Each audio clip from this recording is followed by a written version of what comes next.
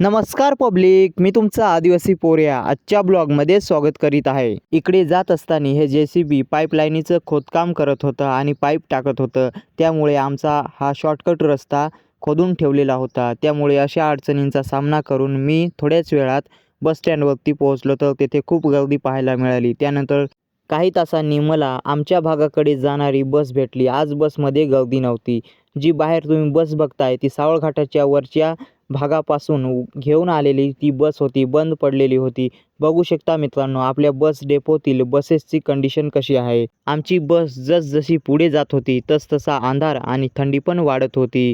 पुढे आलो काही तासांनी आंब्यामध्ये, तर बस आमची अचानक बंद पडली. बसमध्ये बिघाड झाल्यामुळे प्रवाशांचे मोठ्या प्रमाणात हाल झाले. माझे पण होणार होते. एक बस आली होती, ती पण बायपासनी निघून गेली. आंब्यामध्ये न येता तशीच निघून गेली. मग तात्यासाहेबांना फोन करून बोलावले आणि आंब्यामध्येच मुक्काम घेतला.